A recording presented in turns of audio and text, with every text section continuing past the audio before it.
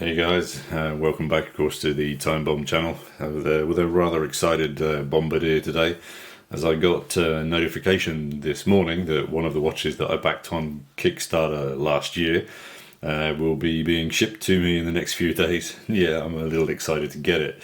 Here's a little bit of a teaser of what's coming. I don't know, maybe you guys are back the same thing, or maybe you guys have had your eye on this one also, so we're really excited to share that with you when it arrives. But back to today's watch, and we have another sort of unique piece on the channel today.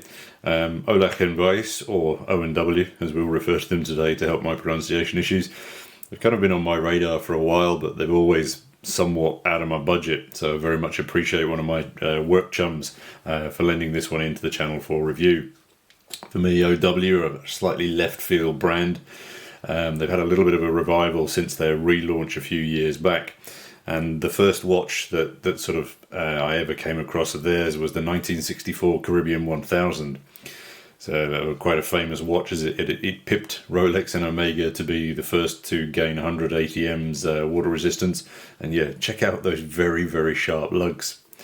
And I don't know, for some odd reason I always think that that's the watch that Lieutenant Colonel Kilgore should have been wearing in that movie. OW currently have a new iteration of that 1964 model. Is the C1000, and it looks very nice. However, it comes in at around 1,200 UK pounds, so yeah, well out of my price range. And plus, I'm not actually sure if I had that money I'd buy it, as the loom on it is really basic, and it's also quite small at 39 mils, so not really what I look for in a diver. But back to today's watch anyway. Enough of me rambling. So we're looking at the OW M100, M1, excuse me, or the Mil Sub, as it's also referred to by many people for some very obvious reasons. These sell anywhere between 250, 450 pounds depending on the condition.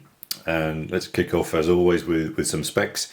So what we're looking at then is 40 mils across the dial, and then you've got a couple of maybe another 2.5 mils with a crown over here. It's sitting on a 48 mil case, 20 mil lugs. It's 12 mils in depth. So I'm thinking that this makes for a very wearable desk diver.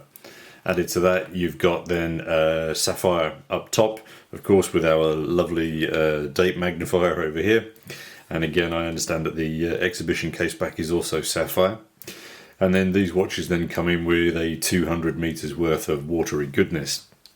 Now, one of the things that I first noticed when I got it in hand was actually how light it is. And on this leather strap, it actually weighs only 74 grams. Now I'm flagging that up because, just for comparison purposes, my 5600 weighs 55 grams, and the Citizen Tough on the Hawk Rigger strap weighs, I think it's about 95 grams, 100 grams. So again, for an all steel construction, I think this is quite light in comparison. On to other details. So the bezel action is tight and clean. Just have a quick listen here. Yeah, very nice, very solid, very reassuring. But bizarrely, and again, this is the second one of these to come across this month, it's a 90 click bezel.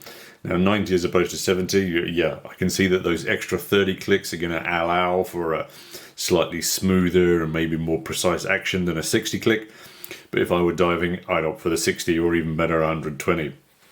Up top, of course, we've got our loom nipple pip, and I'm hazarding a guess that this is an aluminium. I was going to say aluminum insert.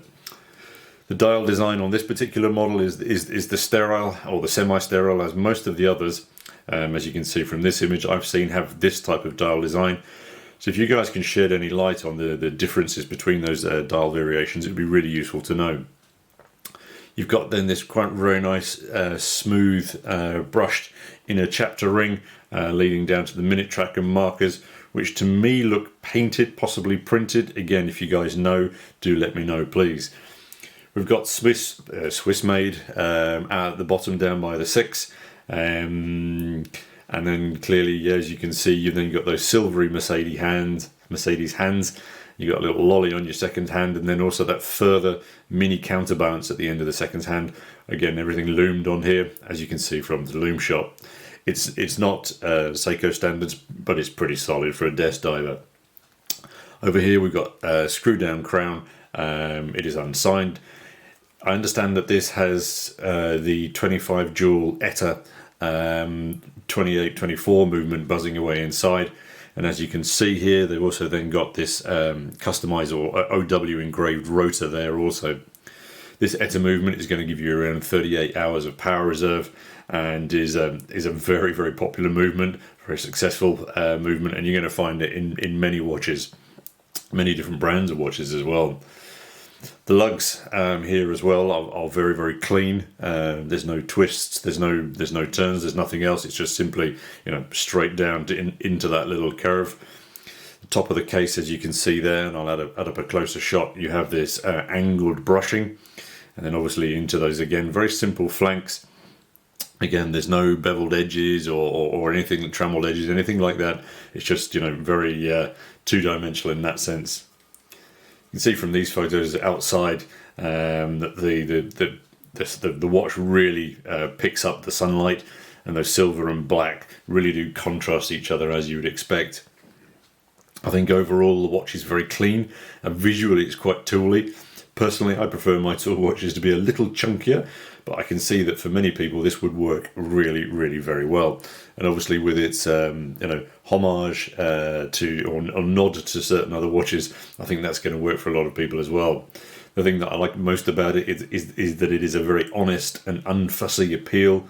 I think that contrasts nicely with a lot of other fussier watches.